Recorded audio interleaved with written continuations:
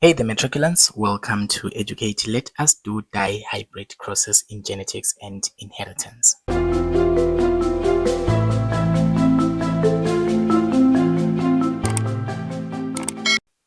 So remember that we had something known as a monohybrid cross where we used to cross two genotypes for one characteristic. What do I mean that we used to cross for one characteristic?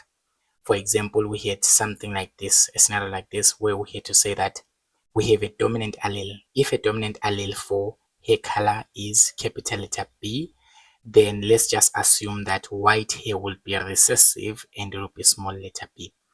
So if we are going to cross a male with black hair and we are going to cross him with a female with white hair, how would we do that in a monohybrid cross? We used to do something like this. We lay their genotypes here. Of course, in a monohybrid cross, you have to first write P1, phenotype and genotype. When you write their genotypes here, these are their genotypes. These are the genotypes for our parents, for the parent generation. These are the genotypes.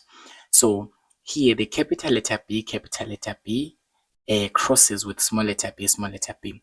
The next step that you would write in a monohybrid cross is to say that what will occur is meiosis. So during meiosis, the main thing that you do is to form gametes. How do you form gametes? Remember, meiosis is cell division. A cell actually separates. Remember that these alleles are found on chromosomes. They are found on what? On chromosomes. So when chromosomes separate during meiosis, these alleles will also separate. So this will actually give us something like this, whereby we have meiosis that give us gametes like this. So the gametes in a monohybrid cross will be capital letter B, this capital letter B, we put a comma between these two capital letter B's to say that we have separated these two alleles into two different sperm cells, because the gametes, remember, is the sperm cell and the ovum. So here, this is one sperm cell that has got capital letter B, another sperm cell with a capital letter B, one ovum that has got small letter b, another ovum that has got small letter b. So these were the gametes. It can be the sperm cell and the ovum. And what is this law known as? When we are separating alleles due to meiosis or due to cell division, this is known as the law of segregation by Gregor Mendel. So the law of segregation states that two alleles need to separate into two different gametes so that each gamete will only have one copy, or it would only have one allele. So in this case, we have done just that to say that we had capital letter B in one somatic cell, and then during meiosis, during the creation of gametes, which is meiosis, we have separated them into different gametes, and the gametes are sperm cells for the males. And the next thing we'll do is to fertilize them and of course get the possible genotypes for our offspring in the F1 generation. Now, let's just note this. In a monohybrid cross, you are only investigating or you are evaluating one characteristic. So you are only questioning yourself about one characteristic, how it is inherited by the offspring. Okay, for example, here we are looking at the hair color and we are looking at the variations of hair color to say that the hair color is controlled by capital letter B for black hair and then small letter b for white hair. So we are investigating only one characteristic, which is the color of the hair. It doesn't mean that this sperm cell will only have the hair color. I mean, a person is made up of many things. Okay, you are made up of your skin and your teeth and whatever. So we are not looking at all of those factors. We are only looking at the hair color for a monohybrid cross. We are only looking at one characteristic, that is how it is inherited by the offspring of the F1 generation. Now, in a dihybrid cross, what do we do? In a dihybrid cross, we are not evaluating only one characteristic, but we are crossing two characteristics. So we're actually trying to see that if we were to add another characteristic to each organism, how will that be inherited by its offspring?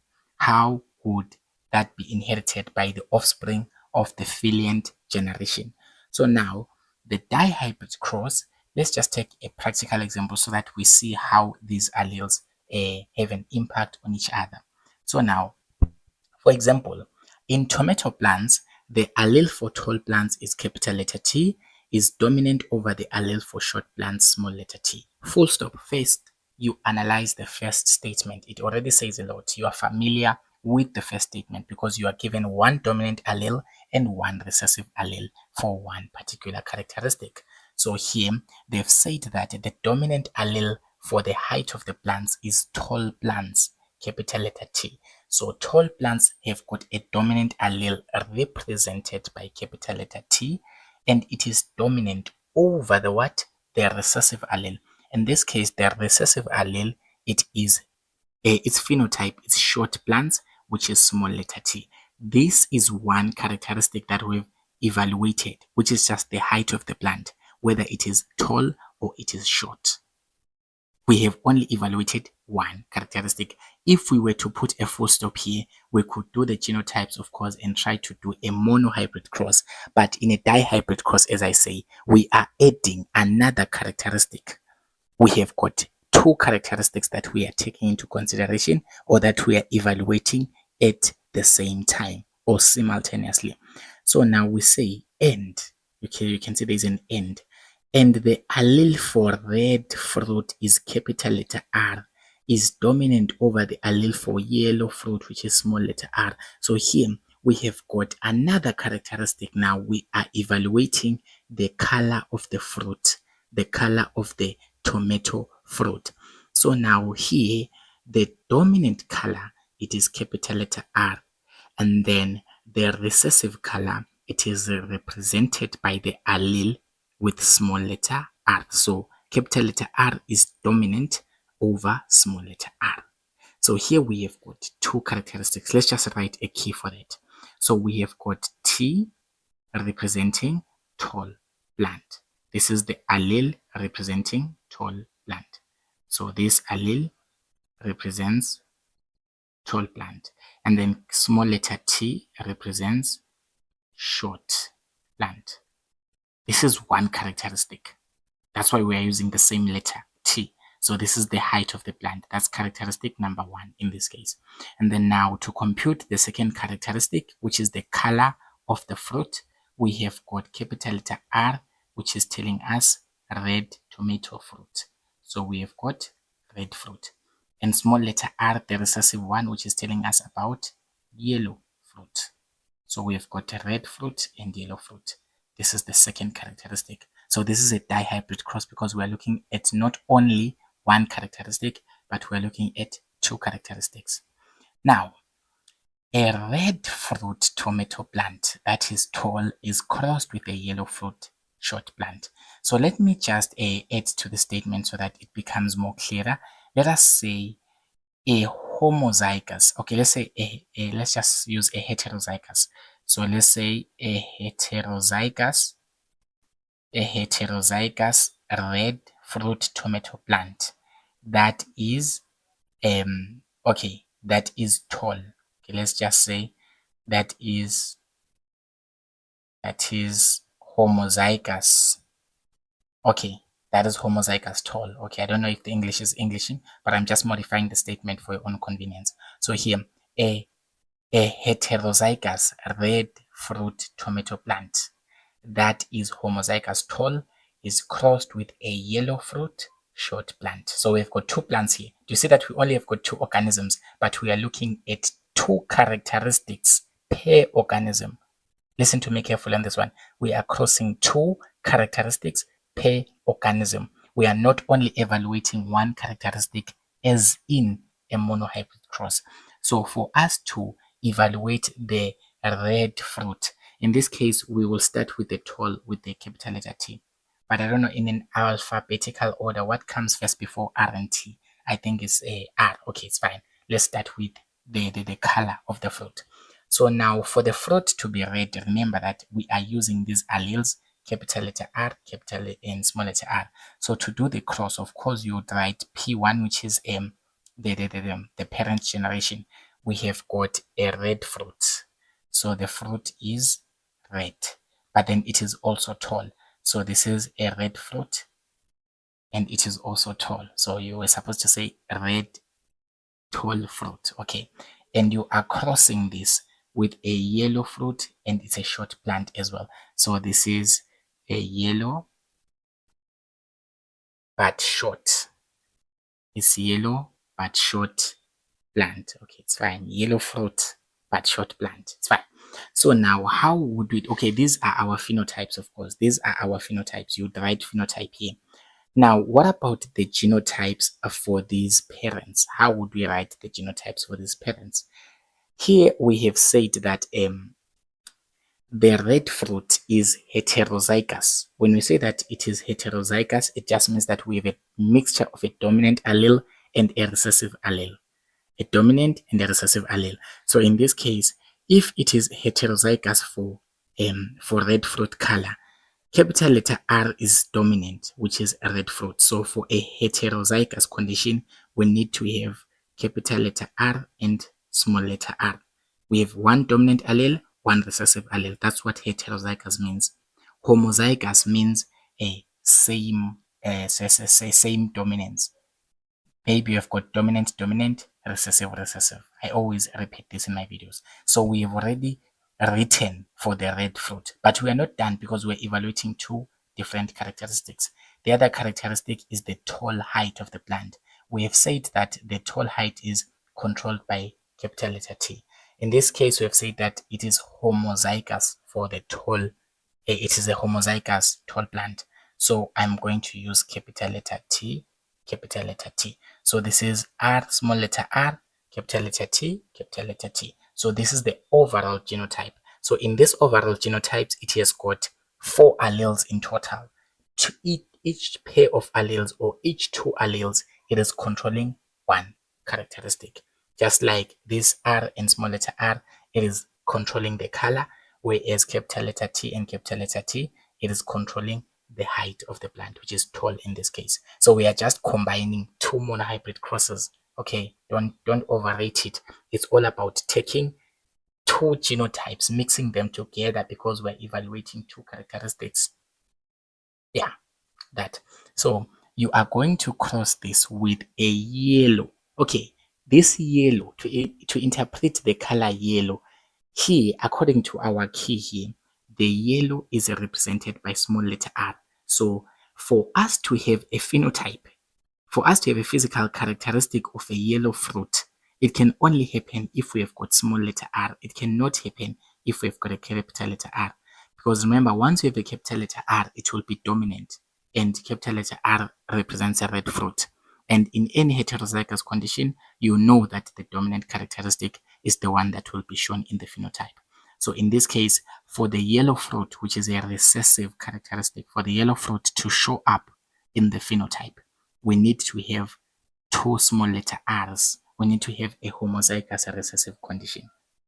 I also covered this in my biological terms to say that a recessive allele only shows in the homozygous recessive condition. So, and then now the other characteristic, it is also short. It's a short plant. According to our key, short is also represented by small letter t. So we have to use small letter t, small letter t, small letter t to represent the genotype for short. Remember, each characteristic has got 2 alleles controlling it. Each characteristic has got 2 alleles controlling it because you have got one from your mother, one from your father. That's why each characteristic has got 2 alleles that are responsible for controlling it. So now for our cross, we'll do the same thing. Meiosis will occur.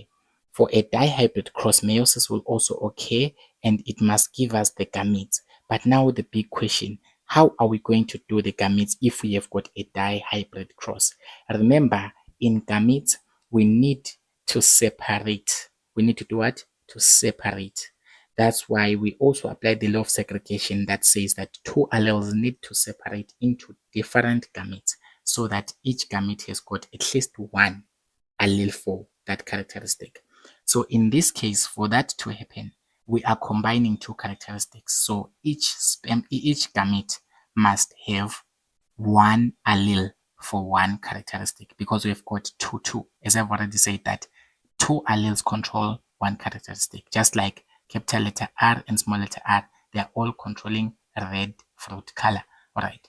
So now to do that, you would actually need to cross.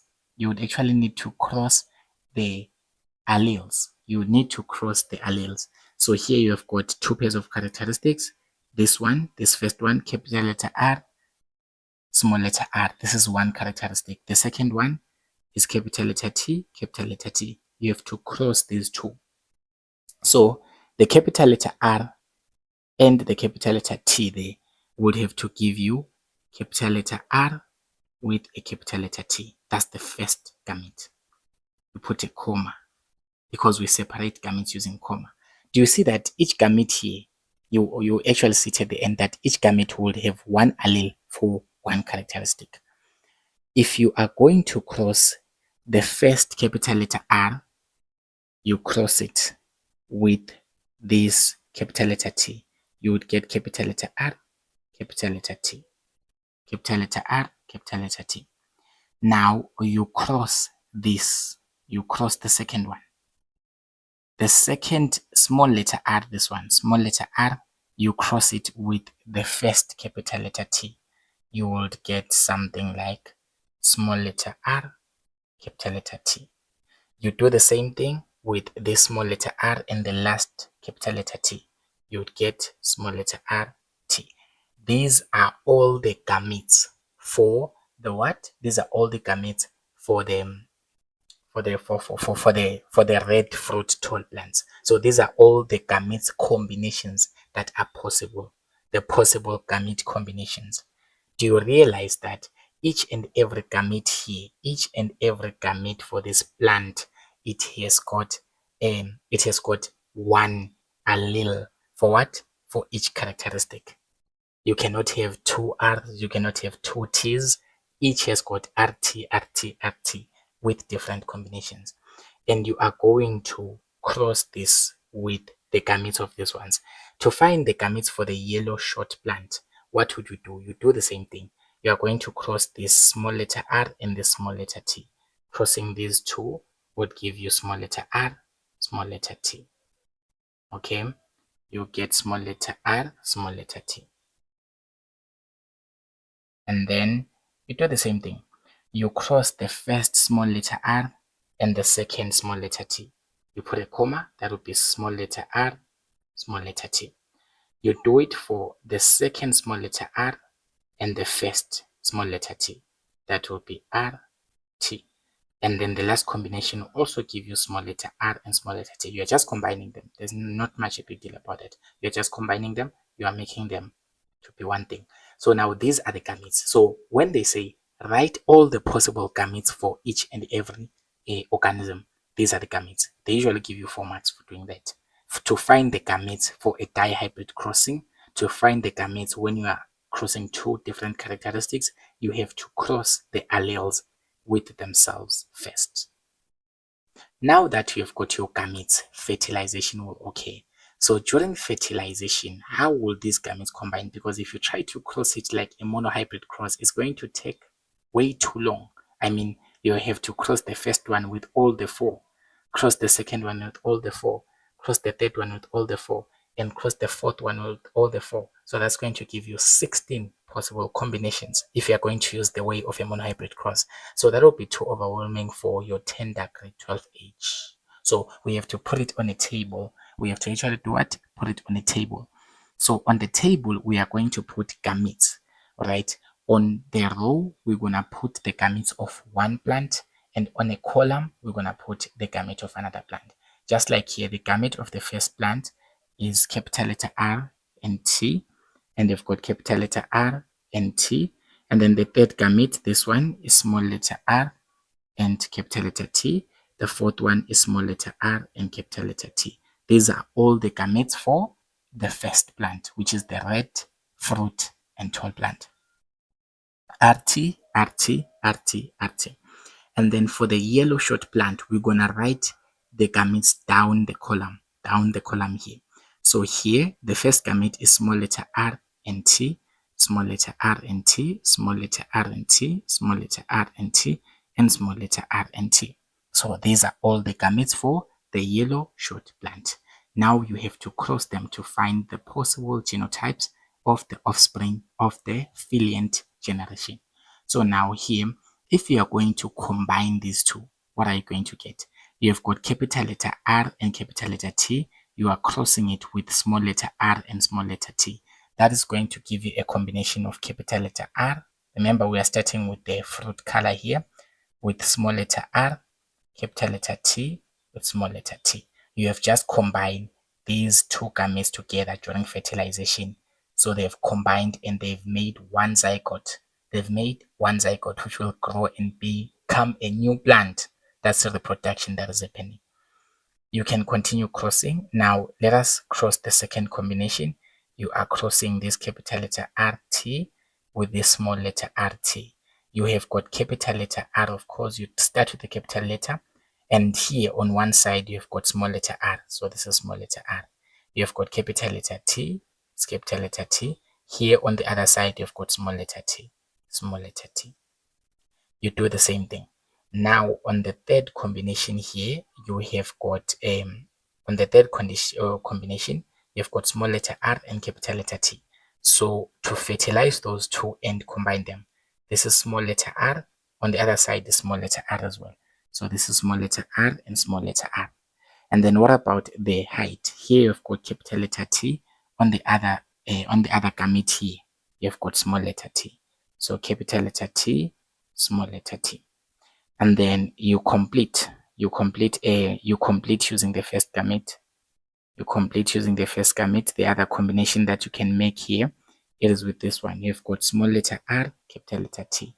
So small letter r here, combining with the small letter r on this other gamete here, you would get small letter r, capital letter T here, and small letter t here will give you capital letter T, small letter t.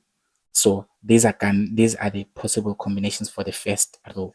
You do the same for the second row. In this case, you've got capital letter R with a small letter r, capital letter T with a small letter t. Here you would have capital letter R with a small letter r, capital letter T with a small letter t. Here you would have small letter r, and then you would have capital letter T, small letter t. And here you would have the same thing, R, R, T, T. You are just combining the same things, R and R, T and T. Don't violate the capital letters. If it's a capital letter in one of the gametes, write it first.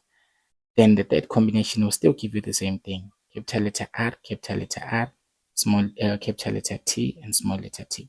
Of course, the capital letter T is coming from this gamete, while the small letter t is coming from this other gamete.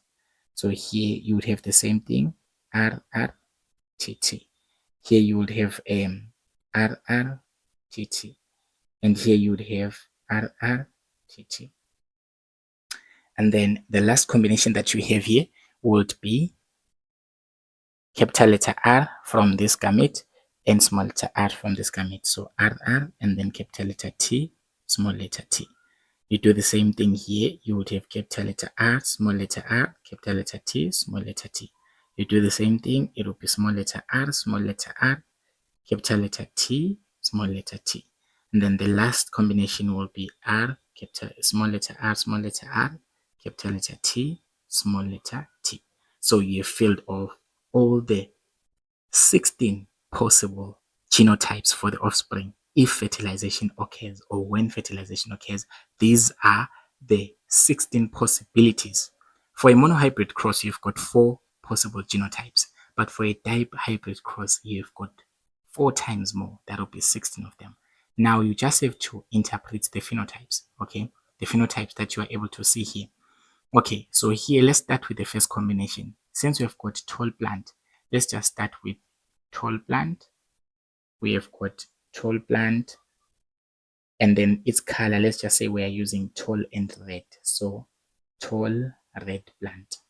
How many? Now you count how many possibilities or how many tall plants, tall and red plants do we have in these genotypes. So if we interpret carefully, this capital letter R, small letter r, it means this is red, and this capital letter T, small letter t, it means that this is tall. So we can use this as, say, this is one of them. And then this is also the same thing. 2, this is also the same thing. 3, this is also the same thing. 4, This is also the same thing. 5, okay, it's the same thing because it's giving us a tall plant given by capital letter T, and then it's also giving us a red plant given by capital letter R. So that's why we say that all of these, they represent. So this is the 5th one, and then this is the 6th one, this is the 7th one, and then this is the 8th one. So 8 of these possible genotypes of the Phyllant generation, all of them are tall plants and they are red in color. They are tall. How do we say that they are tall? There's got a capital letter T in it. Each and every genotypes that I've marked here using green has got a capital letter T in it. How do we say that they are red? They have got a capital letter R in it. Each and every genotype that I've marked here has got a capital letter R. So these are tall red plants. How many are they?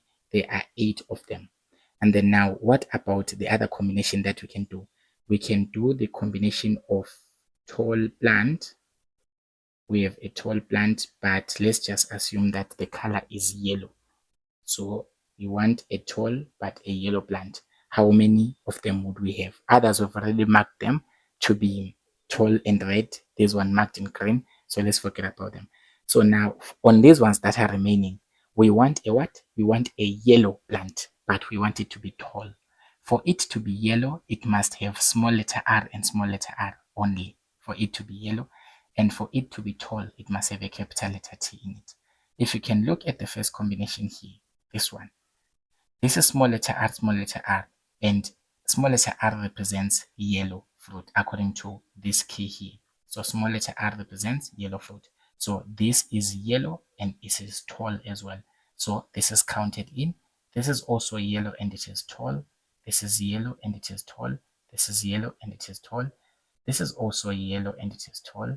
This is yellow, it is tall. This is yellow, it is tall. This is yellow, it is tall. So we have got 8 other combinations that are tall plants and yellow, and all of them are done. So it means that in this cross, we do not expect to have a short plant in any way. We cannot have a short plant. We cannot have a short plant that is red. There are 0 of genotypes that have got short plant, because short plant is small letter t, small letter t. We don't have any combination that has got small letter t, small letter t. Okay, due to this a complete dominance of one characteristic, which is the tall one. And then here, we do not have also a combination of short plant and yellow. That is also going to be 0. So here, if they were to say write a ratio, you would write something like 8, 8, 0, 0. So at some point, this shows in terms of the dominance here. At some point, this shows us that the capital letter T is completely dominant over the small letter t, because we are not having any combinations of short plants. But here, in actual fact, this is how you do a dihybrid cross. It's a lot to process, but I recommend that you watch this video again, you pause it, you retry it until you get it. Thank you, ladies and gentlemen, for watching this video. Don't forget to subscribe to the channel. Tell your friends to stay tuned.